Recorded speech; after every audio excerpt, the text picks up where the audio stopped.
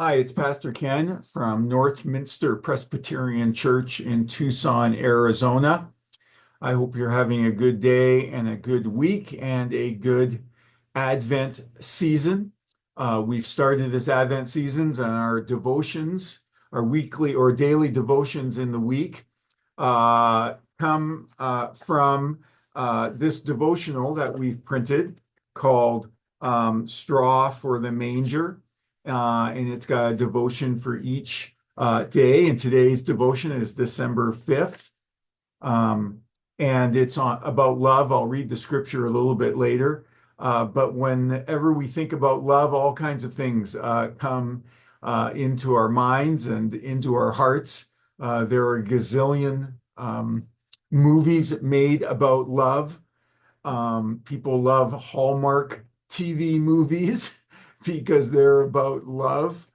A million songs written about love and poems, many of them tugging at our heart. When we think about love, we usually think about it as an emotion or something that's connected to our heart rather than our mind.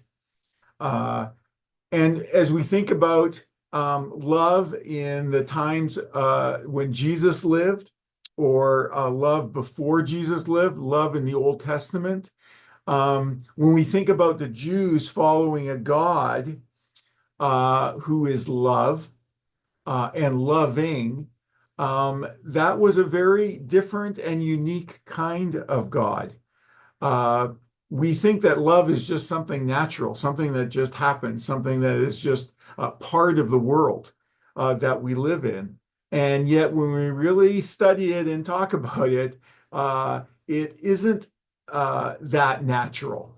And certainly the pagan gods, the gods of the pagans, that was not one of their features, that they were somehow loving.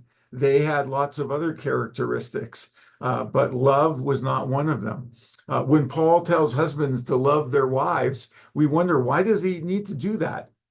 Don't husbands love their wives naturally? Well, back then, love was maybe made the top five, but it probably wasn't number one.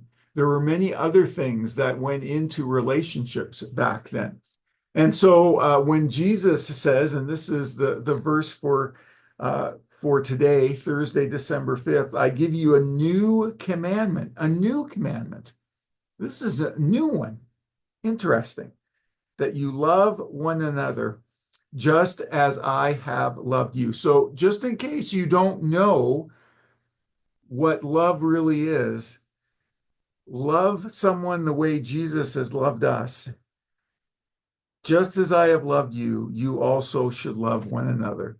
And of course, we know how Christ has loved us, that he came into the world voluntarily.